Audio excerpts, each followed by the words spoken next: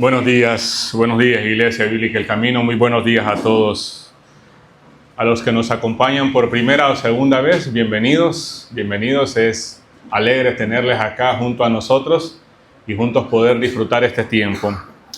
Es bueno verles nuevamente a todos. Si es tan amable, por favor, acompáñenme a orar. Pidamos al Señor que nos ayude a comprender y a aplicar su palabra en nuestras vidas. ¿De acuerdo? Oremos.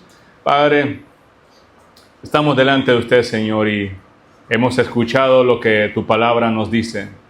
Queremos meditar, Señor, en ella y queremos tener un corazón sensible a ella, Señor, a la verdad.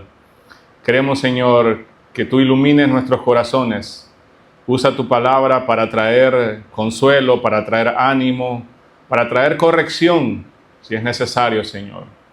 Señor, te suplico personalmente que me ayudes a poder predicar con precisión, que tu pueblo pueda ser edificado esta mañana por tu divina y poderosa palabra. Te lo suplico, mi Dios, en tu nombre, Jesús. Amén.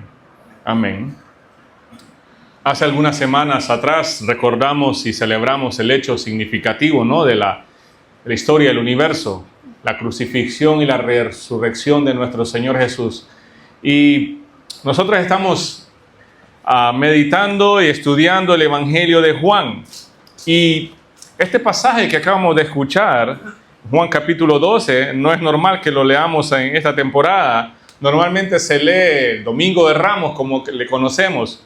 Pero como vamos sistemáticamente estudiando este Evangelio, esta noche, esta tarde, esta mañana, nos tocó este pasaje y vamos a meditar en él, por supuesto. Vamos a ver qué es lo que nos enseña, qué es lo que nos recuerda el Señor por medio de su palabra a través del capítulo 12 de Juan. Y específicamente lo que se conoce la entrada triunfal de Jesús. Y, por supuesto, quiero que meditemos en eso, pero tengo algunas preguntas. ¿Por qué Jesús recibió alabanzas entrando a Jerusalén? ¿Por qué Jesús lloró al ver la ciudad de Jerusalén? Recuerden que semanas atrás, días atrás, en el contexto, Jesús ha resucitado a Lázaro. De hecho, han pasado muchas cosas y vamos a meditar en ellas. Pero los historiadores dicen que en los siglos antes de Cristo, en la tierra de Israel se habían visto muchos o varios falsos mesías. Cada uno de ellos afirmaba ser el esperado por el pueblo judío o el pueblo de Israel. Se autoproclamaban libertadores. Algunos simplemente se engañaban a ellos mismos. Mientras que otros, por supuesto, se aprovechaban. Algunos buscaban prestigio personal.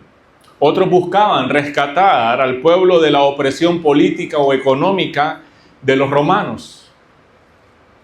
Pero el Antiguo Testamento, en Isaías 42 específicamente, nosotros encontramos algunas profecías acerca del libertador venidero. El libertador elegido por Dios para redimir a Israel. A este libertador los judíos le llamaban el Mesías. De hecho, Isaías 42:1 dice: miren a mi siervo, al que yo fortalezco. Él es mi elegido, quien me complace. He puesto mi espíritu sobre él. Él hará justicia a las naciones. Y solo para contextualizar un poco, la palabra Mesías viene del hebreo que significa ungido o elegido, del griego Christus, que significa ungido o Cristo. Pues cuando nosotros decimos Jesucristo, estamos diciendo o es igual a decir Jesús el Mesías. Sí, a veces nosotros decimos o mencionamos la palabra Jesucristo, pero no sabemos exactamente o mucha gente no sabe qué significa. Literalmente estamos diciendo Jesús el Mesías cuando decimos Jesucristo. Ahora, para entender un poco el tema del ungido, en los tiempos bíblicos del Antiguo Testamento, ungir a alguien, de hecho lo ungían con aceite de oliva, ¿verdad? Que es lo que más abundaba en ese pueblo o en esa tierra. Entonces, Al ungir con aceite a esta persona, era una señal de que esa persona se estaba consagrando o apartando para una función o una tarea específica o particular. Entonces, cuando decimos ungido, era alguien con un propósito especial, ordenado por Dios. Si ustedes recuerdan, los domingos anteriores o en los capítulos anteriores, Jesús es ungido también. Pero ungido sus pies, ¿con qué? Con un costoso perfume, ¿recuerdan, verdad? En el Antiguo Testamento, algunos hombres eran ungidos para cargos especiales, como profetas, sacerdotes, reyes. Por ejemplo, en Primera de Reyes 19, dice que Dios le dijo a Elías que ungiera a Eliseo para que lo reemplazara como profeta de Israel. En Levíticos 8:12, vemos que Aarón fue ungido como el primer sumo sacerdote de Israel. En el primer libro de Samuel, capítulo 10, leemos que Samuel ungió a Saúl y a David para que fueran reyes de Israel. Todos estos hombres ocupaban posiciones de ungidos o apartados con un propósito especial. Entonces, cuando Jesús vino, muchos no creyeron en él. Sin embargo, él demostró ser el Mesías, ser el ungido, ser el apartado o el elegido de Dios. Las palabras que dijo, recuerdan los yo soy el camino, la verdad y la vida, yo soy el pan de vida, yo soy el agua viva, yo soy el buen pastor, entre otros, ¿verdad? Esas son las palabras que él dijo, los milagros que él hizo, convirtió el agua en vino, hizo sanidades, las profecías que se cumplieron a su venida, por ejemplo, su nacimiento virginal, está profetizada en Isaías capítulo 7, 700 años antes de él. Su muerte en sacrificio, Isaías 52. Bueno, está su resurrección, está también profetizada en Salmo 16:10, en Hechos 13:35. Todas esas cosas prueban que él era quien dijo ser, porque él sí lo dijo. Y este pasaje que acabamos de leer, ¿verdad? En la entrada triunfal, es interesante que es uno de los pocos pasajes que está en los 4 evangelios. Está en Mateo, Marcos, Lucas y Juan. Mateo 26:63, la Nueva Traducción Viviente dice, pero Jesús guardó silencio. Entonces el sumo sacerdote le dijo, te exijo en el nombre del Dios viviente que nos digas si eres el Mesías, si eres el Hijo de Dios. Y Jesús respondió, tú lo has dicho. Y en el futuro verán al Hijo del Hombre sentado en el lugar de poder a la derecha de Dios y viniendo en las nubes del cielo. Interesante. Jesús mismo está diciendo, tú lo has dicho. Ahí está. Y en Juan, capítulo 4, versículo 25, la Reina Valera lo describe de esta manera. El encuentro de Jesús con la mujer samaritana en el pozo, ¿recuerdan? La mujer le dice, sé que ha de venir el Mesías, llamado el Cristo. Cuando Él venga, nos declarará todas las cosas. Y Jesús le dijo, yo soy el que habla contigo. Ahí está.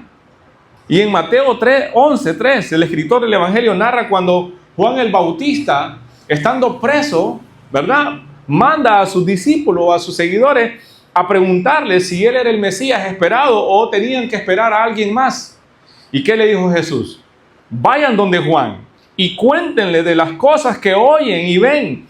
Los ciegos ven, los cojos andan, los leprosos son limpiados, los sordos oyen, los muertos son resucitados y a los pobres se les es anunciado el Evangelio. Eso está en Mateo 11. Ahí está.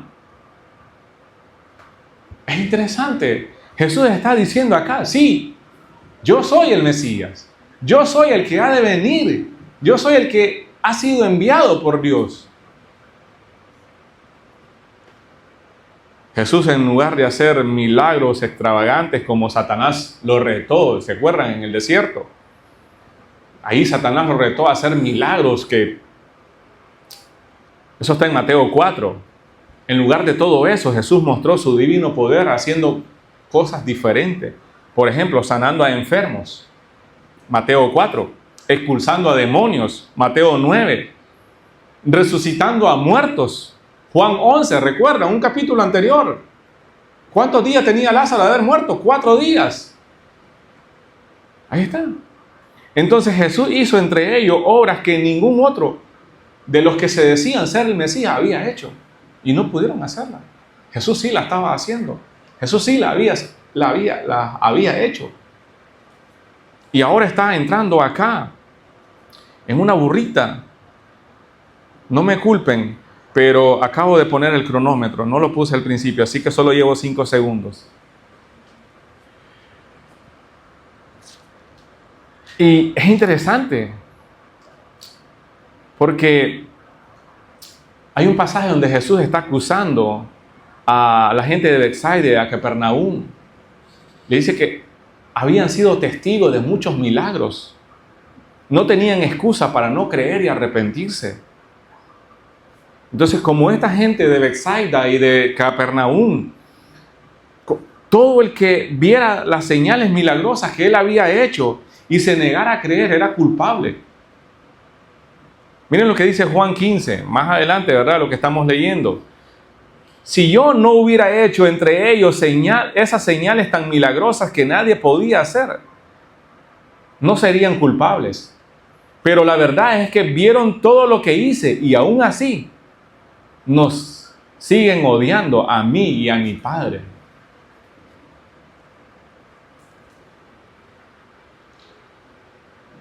Si queremos hacer una aplicación en esta pequeña introducción, es que Jesús dice: he hecho muchas cosas entre ustedes y aún así siguen dudando, siguen en sus propios pecados.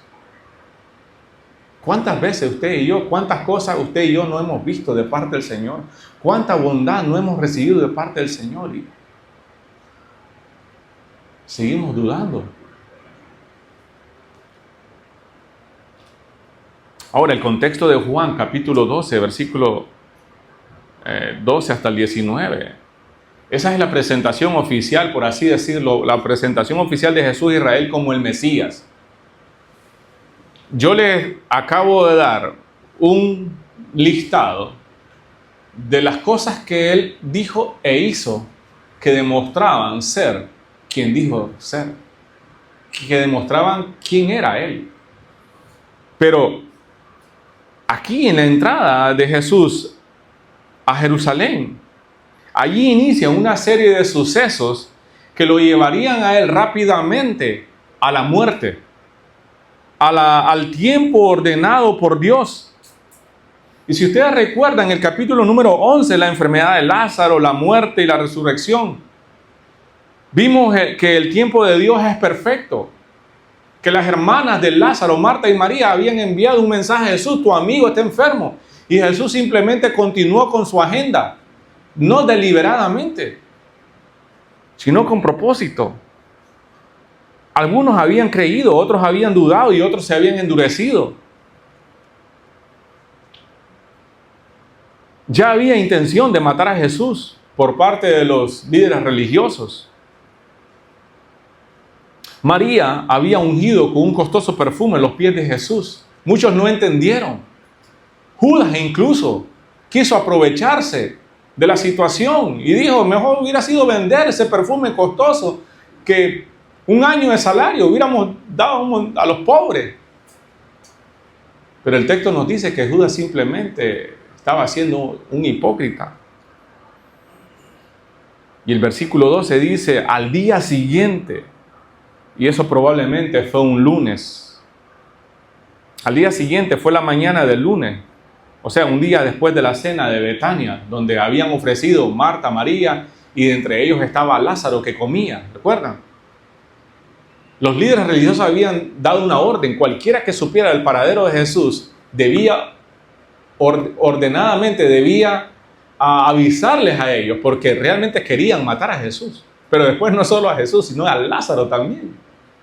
Pero Marta y María y Lázaro preparan un banquete para Jesús. Y dice el texto: al día siguiente, o sea, al día siguiente después de la cena. Bueno, esa noche Judas se había reunido con los principales sacerdotes y había acordado traicionar a Jesús. Y para los que anotan, eso está en Mateo capítulo 26.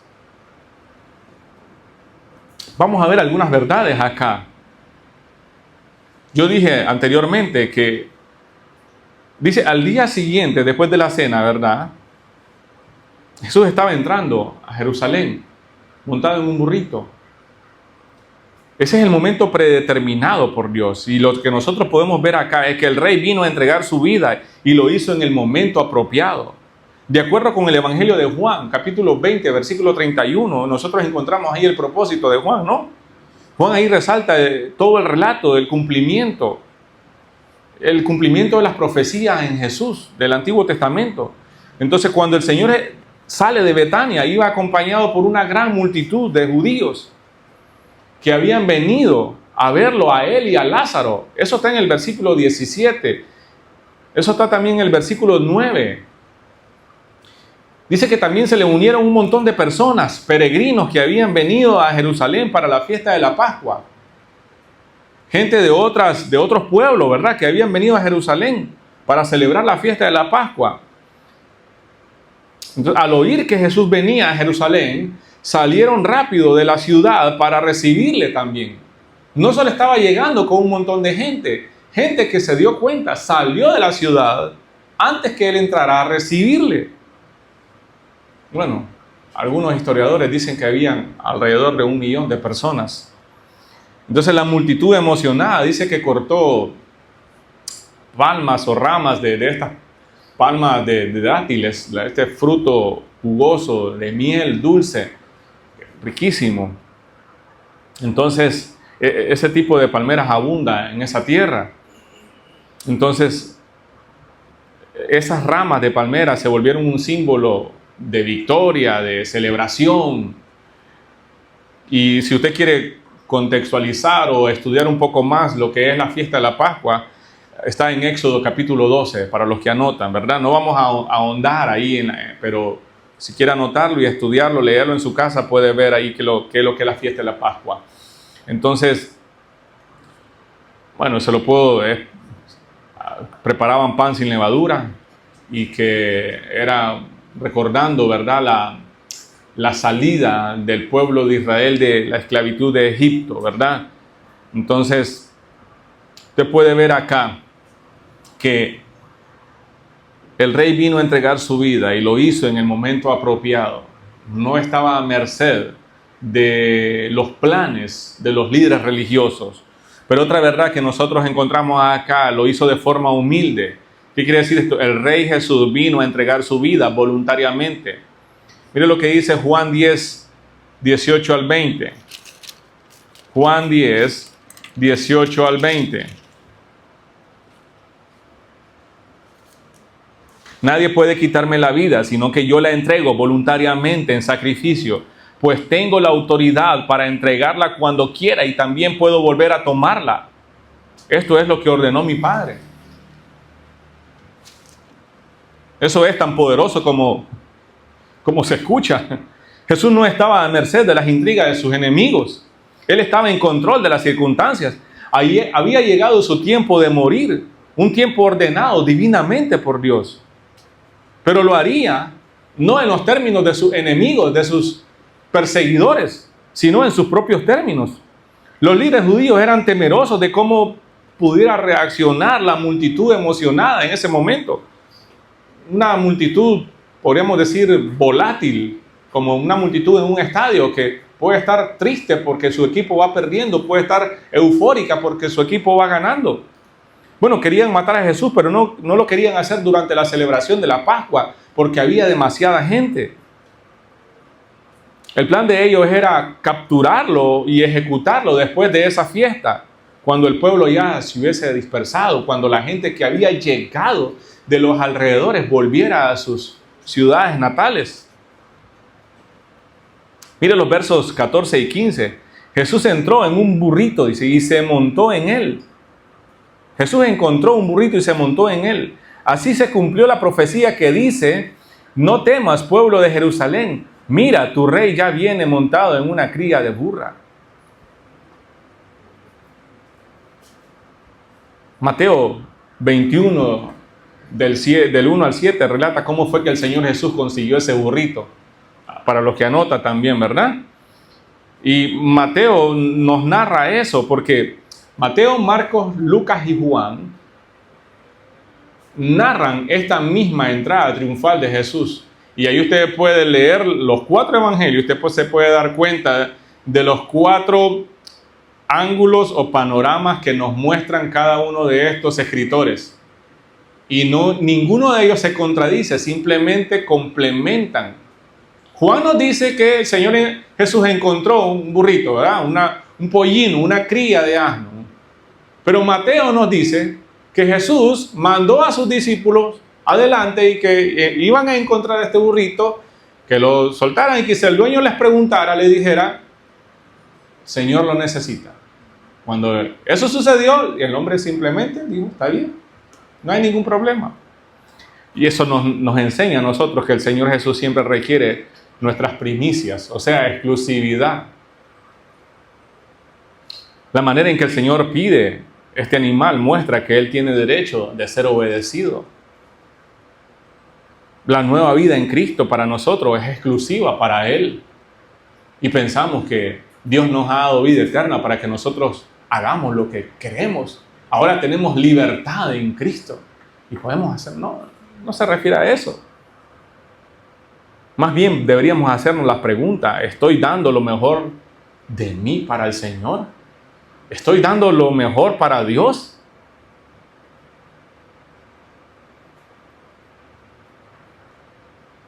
Por favor, hágase la pregunta a usted. No haga que yo se la haga, ¿eh? Dígase usted mismo, ¿estoy dando lo mejor para Dios? Pero note algo interesante acá. Sin importar los deseos de los enemigos del Señor, Él moriría en el momento preciso, preordenado por Dios, en el plan eterno de Dios. Eso está en Juan 19:10, en Gálatas 4:4. No podemos leer cada pasaje acá, pero yo se lo estoy dando para que usted lo anote y que usted pueda llegar a su casa y rumiar. Lo que estoy diciendo es que el Cordero de Dios que Dios había provisto o dado, sería el sacrificio o sería sacrificado el mismo día que se sacrificaban los corderos en la fiesta de la Pascua. ¿Sabe por qué? Porque Cristo es nuestra Pascua. Así lo dice 1 Corintios 5:7. Y Juan 19:14 dice, ya era el día de preparación para la Pascua, cerca del mediodía, y Pilatos le dijo al pueblo, miren, aquí tienen a su rey. ¿Y sabe lo que dicen los versículos posteriores? ¿Qué hago con él? ¿Qué dijo el pueblo? Crucifíquenlo, crucifíquenlo. Ese era, dice, ya era el día de la preparación de la Pascua, cerca del mediodía. Pilatos dijo al pueblo, miren, aquí está su rey.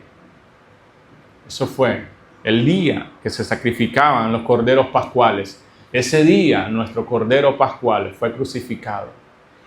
¿Qué quiere decir esto?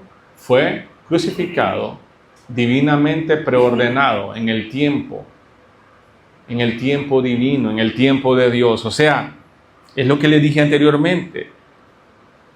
El Rey Jesús vino a entregar su vida voluntariamente, pero lo hizo en el tiempo preordenado por Dios. No estaba a merced de los planes de sus enemigos. Eso muestra, eso nos enseña la soberanía, la providencia de Dios. Dios estaba en control de los tiempos, no sus enemigos. Bueno, de hecho, a Jesús muchas veces lo quisieron matar. Las personas de Nazaret, su pueblo, quisieron echarlo por un precipicio, pero Jesús dice que pasó por en medio de ellos y se fue. Así dice Lucas capítulo 4, versículo 30. Otro principio que nosotros vemos acá es que Él es digno. El Rey Jesús recibe alabanzas porque Él es digno. Mira el versículo número 13.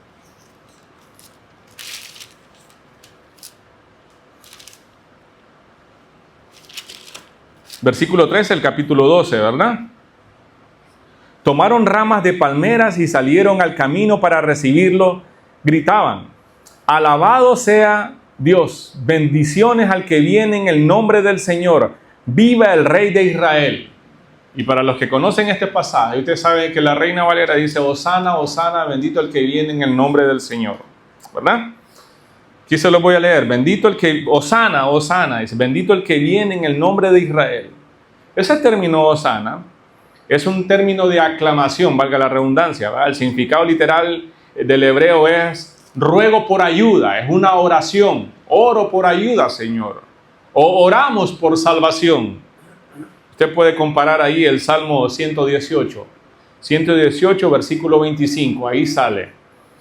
Ese era un término conocido por todos los judíos.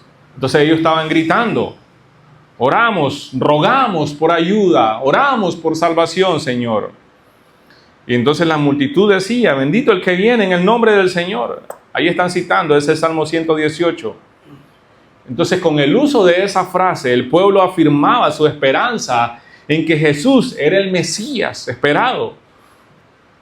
Aquí vamos a hacer una pausa y vamos a comentar entre paréntesis. Un Mesías a su conveniencia. No el Mesías real por quien era, sino el Mesías que ellos estaban esperando. Ellos eran oprimidos, pisoteados, por así decirlo, por la bota romana. Ellos estaban desesperados por un Mesías, por un libertador. Y al entrar Jesús y a ser aclamado y todo eso, entonces esta gente comienza a aclamar. Ellos creen que viene a derrocar al imperio romano. La verdad es que el pueblo de Israel sería verdaderamente capaz de decir genuinamente esas palabras en la segunda venida de Jesús. Ahora lo están diciendo de una manera superficial, creyendo en un Mesías político, libertador, un Mesías económico. Miren qué interesante cómo lo narra Mateo 23:37. Oh Jerusalén, Jerusalén, la ciudad que mata a los profetas y apedrea a sus mensajeros, a los mensajeros de Dios. ¿Cuántas veces quise juntar a tus hijos como la gallina protege a sus pollitos debajo de sus alas? Pero no me dejaste. Y ahora, mira, tu casa está abandonada y desolada. Pues te digo la siguiente, no volverás a verme hasta que digas bendiciones al que viene en el nombre del Señor. Eso es una profecía para la segunda venida. Mateo dice que la multitud también lo llamó hijo de David. Eso es otro título mesiánico, ¿sabía usted? En el pasado el Señor se había negado a recibir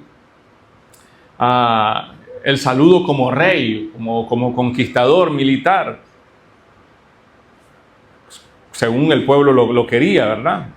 De hecho, dispersó a la multitud que buscaba cómo hacerlo rey a la fuerza. Pero aquí está, en esta ocasión, el Señor Jesús aceptando la aclamación de la gente. Por supuesto, eso dejó a la multitud más eufórica, con más emoción.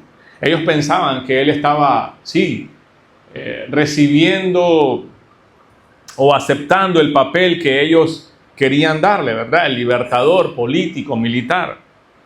Pero Jesús aceptó las alabanzas en sus propios términos, como aquel que venía a salvar, como se lo dijo el ángel a María, ¿recuerdan? Él se llamará Jesús porque Él salvará a su pueblo de sus pecados. Aquel que venía en el nombre del Señor, el Rey justo de Israel. Entonces el Señor conoce la actitud de nuestros corazones. Él sabe el tipo de alabanza que le ofrecemos. Él sabe si nuestra adoración es de corazón o es simplemente una adoración superficial. Sí, Jesús está recibiendo la aclamación de la gente, pero la está recibiendo en sus propios términos, porque las profecías se están cumpliendo. El pueblo está pensando de una manera, Jesús está pensando de otra. Él conoce la actitud de nuestros corazones. Él sabe el tipo de alabanza que le ofrecemos. Él sabe si nuestra adoración es una adoración de un corazón genuino, desde el fondo, real, amorosa, o simplemente es una adoración superficial. Miren, otra verdad. El Rey Jesús desea más que simples admiradores. Él desea discípulos de verdad. Aquí esta gente está eufórica. Aquí hay miles y miles de personas cantando, alabando, gritando, alegre. Y usted sabe lo que pasa una semana después, ¿verdad? De eso. Por eso es que el Señor Jesús desea más que simples admiradores. Él desea discípulos de verdad. En lugar de euforia por los gritos de júbilo de la multitud, Jesús sentía dolor por la actitud superficial de las personas hacia Él. Pues sí, Él sabía que muchos que le saludaban, que le gritaban como Mesías ese día, algunos días después, estaban o pedirían a gritos su muerte. O sea, un viernes siguiente. Muchos le seguían por beneficios. Los mismos que le alababan le rechazarían. Mire, el versículo 17 y 18 de Juan, ¿verdad? 17 y 18. Muchos de la multitud habían estado presentes cuando Jesús llamó a Lázaro de la tumba y lo resucitó de los muertos. Y se lo habían contado a otros. Por eso, tantos salieron a recibir a Jesús porque habían oído de esa señal milagrosa. Mucha gente ya había visto las señales, los milagros de Jesús. E incluso estando en la tumba, muchos no creyeron en Jesús. En la tumba de Lázaro, ¿verdad? Usted puede ver acá. Nadie debería poner condiciones para seguir a Cristo. Es una verdad que necesitamos recordar nosotros. No sé si usted es de los que dice, Señor, si mañana me levanto sin necesidad de alarma, es una señal de que usted desea que vaya a la iglesia. Señor, si hoy no llueve, es una señal de que mañana tengo que ir a buscar trabajo. Muchos le ponen así señales al Señor para ver. No, la voluntad de Dios, la voluntad del Señor ya está escrita acá. Usted no necesita ninguna otra revelación. Usted no necesita que ningún otro líder religioso le diga, el Señor me dijo que te dijera, el Señor me... Puras patrañas, puras mentiras, puros engaños, puras cosas diabólicas, es la verdad. Usted lo que necesita obedecer es lo que Dios ya dijo en su palabra. Usted no necesita nuevas revelaciones, usted necesita obedecer lo que Dios ya reveló en su palabra. Dios desea que usted le obedezca. Dios demanda que usted le obedezca. Punto. Dios quiere que usted le alabe de corazón, no superficialmente. Dios desea que si usted se niegue a sí mismo, Dios desea que usted mengüe cada vez más y que Él crezca. Entonces no debería nadie, ni usted ni yo, nadie acá en este salón, ni en el mundo entero debería poner condiciones para seguir a Cristo. Señor, te voy a seguir si me saca de esta. Si me saca de este problema, Señor, yo te prometo que yo voy a hacer tal cosa. Eso no dice la Biblia. Eso no dice el Señor. Mi hermano, yo estoy terminando acá, pero tengo algunas palabras de aplicación. Esta prédica podemos ver las alabanzas que el Rey Jesús recibió. Y Lucas 19, vamos a ir a Lucas 19, porque como dije, son textos paralelos que narran la misma historia de diferentes ángulos. Lucas 19:40. Bueno, voy a leer el 38, ¿oyeron? Es el mismo pasaje, la entrada triunfal de Jesús, y en el versículo 38 dice: bendiciones al Rey que viene en el nombre del Señor, paz en el cielo y gloria en el cielo más alto. Algunos de los fariseos que estaban entre la multitud decían: Maestro, reprende a tus seguidores por decir cosas como esas. Y Jesús respondió: si ellos se callan, las piedras a lo largo del camino se pondrían a aclamar. Esto nos enseña que si yo no le alabo, si yo no alabo al Rey, las piedras lo harán. Si yo no vengo a alabar al Señor, las piedras lo harán. Y entonces debemos entender con humildad las razones correctas por qué el Señor Jesús vino como un Rey humilde y compasivo. Las personas de la época no pudieron entender que Jesús no vino acá a la tierra como un conquistador, sino que vino como el Salvador. No vino a resolver tus problemas económicos, no vino a resolver tus problemas, como se llamen. Vino a quitarte el problema mayor que teníamos en la vida. El problema de la condenación eterna. Y al quitarnos esa mayor carga, por supuesto, las otras se convierten en simples migajas de poroplás.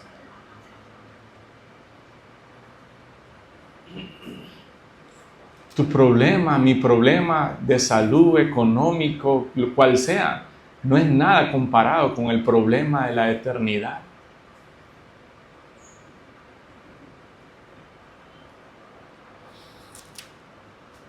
Y aunque lo rechazaron y lo despreciaron en su primera venida, como dice Isaías 53, este mismo Rey humilde que entró montado en un burrito va a regresar un día como un gran conquistador. Sí, como el Rey de Reyes y Señor de Señores. No lo digo yo, lo dice Apocalipsis capítulo 19. ¿Y qué va a pasar? Va a destruir a sus enemigos en el juicio final y a todo aquel que lo ha rechazado. Entonces, tal como cumplió perfectamente las profecías del Antiguo Testamento acerca de su primera venida, así también vendrá de nuevo de la manera en que las Escrituras lo dicen. Entonces, mis hermanos, yo sé que a la mayoría de ustedes no duda que Jesús es el Mesías prometido. Yo sé que la mayoría reconoce que Él vino en el tiempo preordenado por Dios. Que Él vino a buscar más que simples admiradores. Él desea discípulos de verdad. Ahí está, yo creo, nuestro pegón. Que nos conformamos con ser admiradores, con estar de acuerdo con algunas cosas doctrinales. No, yo creo en Dios. No, yo creo en el Espíritu Santo. No, yo creo que es importante ir a la iglesia. Y algo que yo siempre les he dicho, nos alegra mucho, si usted está acá por primera o segunda vez, nos alegra mucho tenerle acá junto a nosotros. Pero en mi corazón y como iglesia, anhelamos que usted no sea una simple visita. Deseamos que usted camine junto a nosotros y nosotros poder caminar junto a usted en este camino o en esta vida difícil, para ayudarnos unos a otros a crecer en la fe, a caminar juntos, no solo como simples admiradores, no solo como simpatizantes de la iglesia, sino que usted pueda también como un miembro de la iglesia, disfrutar de los privilegios y los deberes también de ser parte de una iglesia local. Algunos de ustedes ya tienen las hojas de aplicación. Les suplico, si es tan amable, que pueda entregármelas lo más pronto posible. Y si usted está interesado, usted puede solicitar también. Si usted ya tiene algunos días con nosotros, usted puede hacer preguntas. Con gusto las responderemos. Mis hermanos, el Señor quiere más que simples seguidores, discípulos de verdad. Que nuestras alabanzas al Rey sean de lo más profundo de nuestros corazones, que no sean superficiales. Entonces, en lugar de euforia por gritos de júbilo de la multitud, mire qué interesante, Jesús sentía dolor por la actitud superficial de estas personas. ¿Ah? ¿Por qué? Porque Él sabía que muchos le saludaban como el Mesías ese día, ¿verdad? Él era el Mesías ese día. Pero 3, 4 días después, estaban pidiendo su muerte. Es lo que muchas veces nos pasa a nosotros. Hoy domingo, algunas canciones, algunas alabanzas pueden tocar nuestras fibras de emoción. Y de eso no es malo, porque la música tiene poder. Más si cuando lo que cantamos, la letra de lo que decimos, lo que entonamos, tiene un fundamento bíblico, tiene un fundamento teológico, que nos hace recordar de dónde el Señor nos sacó. Y vemos el presente y decimos, wow, ahora estoy acá. Y yo puedo decirles personalmente, mi propia vida, solo habían 2 opciones para mí, o la cárcel o la tumba. Miren a dónde me tiene el Señor. No porque sea mejor que ustedes, no porque sé más que ustedes. Solo el Señor lo pudo haber hecho. Solo el Señor lo pudo haber hecho. Recuerden, más que simples seguidores, el Señor quiere discípulos verdaderos. Esa debe ser nuestra meta. Discípulos verdaderos. No solo decir Hosana, Hosana, sino Señor, Señor, eres mi Señor. Eres mi Señor. Oremos. Padre, en el nombre de tu Hijo Jesús, estamos recordando, Señor, a una gran multitud gritando de alegría, de júbilo. Algunos con corazones genuinos, otros simplemente superficial. Señor, y otros queriendo impedir que te dieran alabanza. Pero tú lo dijiste, Señor. Si ellos no lo hacían, las piedras lo harían. Señor, no queremos que las piedras nos roben ese privilegio de adorarte. Lo único que fuimos creados a tu imagen y semejanza somos nosotros como seres humanos. Nosotros fuimos diseñados para adorarte. Permítenos, pues, Dios, darte alabanzas como nuestro Rey soberano. No como simples seguidores, sino como verdaderos discípulos. Dios, ayuda a tu iglesia, Señor. Ayúdanos a cada uno de nosotros, los que estamos acá presentes, a no ser simplemente admiradores, a no simplemente estar de acuerdo con algunas doctrinas, sino genuina y verdaderamente amarte, adorarte por quién eres y lo que has hecho. Te lo suplicamos en el nombre de nuestro único Rey Jesús, el Mesías verdadero, el que vino y va a volver nuevamente. Amén. Amén. Que el Señor nos bendiga a todos, mis amados hermanos.